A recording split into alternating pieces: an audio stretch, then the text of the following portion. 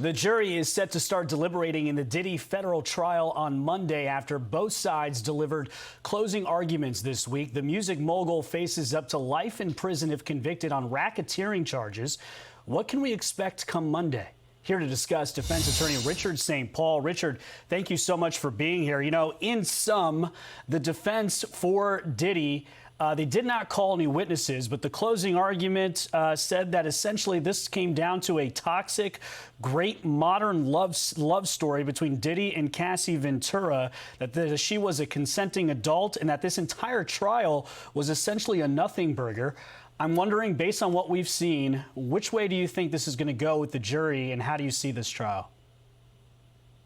Thanks, Brian. So interestingly enough, the prosecution here is saying that Bad Boy Entertainment was really bad. Not Michael Jackson bad, but criminally bad. So much so that it was a criminal enterprise that Puffy, or Sean Diddy Combs, used to commit numerous acts of sex trafficking, drugs, and violence. And so the prosecution has to put all these things together in order to make the racketeering. That is, they have to connect acts of crime. It has to be continuously acts of crime. And they also have to show that it happened within 10 years. So they're saying all these particular acts from 34 different witnesses, which, by the way, is their strength, is that 34 witnesses came in and testified about sex, prostitutes, about drugs, about coercion, about violence. If they strain that all together, they could get what they're looking for, and that is a jury coming back with racketeering. The defense, on the other hand, says these are isolated incidents. There was no criminal enterprise here. This was a domestic violence at most, and consensual adults doing consensual things. And what the defense is heavily relying on is that the jury will not believe as a matter of law, beyond a reasonable doubt, that there was a criminal enterprise. So that's the defense objective, and that they reached at some points with the witnesses was tying the witnesses up, making them less credible. But that's what the defense is really relying on, that the jury will not believe beyond a reasonable doubt that Bad Boy Entertainment was a criminal enterprise headed by Sean P. Diddy Combs. Well, as a defense attorney, what does it tell you that Diddy did not put up a defense at all? Yeah, that right there is very troubling. You couldn't get one person to say that you were a good guy, a good person, that you headed a charitable organization, that you made a $10 million donation somewhere, or whatever you did, something that was good, something that would go to his particular character. I'm really shocked that they didn't produce any character witnesses to say that he was a good guy. But I guess the defense believed so much so that the prosecution couldn't prove their case. They also asked for that the matter be dismissed prior to it going to the jury. Of course, the judge reserved their right. But it is shocking that they didn't use not one witness to come in and testify on behalf of Richard, Sean Diddy Combs. And quickly, just last on this case, do you think that he should have taken a deal if a deal was offered based on everything you saw?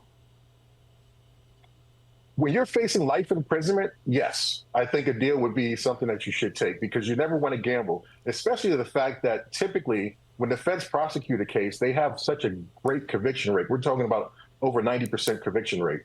Yeah, it's very high. All right, let's move on to the other case. Developments in another big legal story we're following. The judge overseeing the upcoming trial of Bryan Kohberger deciding his attorneys are not allowed to try and convince jurors that someone else brutally murdered 4 University of Idaho students in November of 2022. So what does that mean for the case, that they can't put up any kind of a defense that says, wait, it was somebody else? Yeah, so that's exactly that was their biggest defense, trying to point to someone else. Unfortunately, the judge said there's not enough evidence to bring in some hypothetical that it could be somebody else. So the defense is going to have to rely on good old defense work, which is attacking the credibility of witnesses, attacking the DNA that was found at the scene, just good old defense tactics in order to help their client. Most importantly here, that the prosecution is seeking the death penalty. And the death penalty may be off the table. As a defense attorney, I would argue that it should be off the table because of the Dateline premiere, which talked about some evidence that was obtained and which included videotapes of Kohberger's car and pinging satellite towers showing that he was in the area. that type of stuff can prejudice a jury. And so I would argue that as a result, that he should not get the death penalty. Yeah, it seems like an uphill battle, to say the very least, for Bryan Kohberger in this case. We'll see. Richard, thank you so much for your time. Appreciate your great analysis.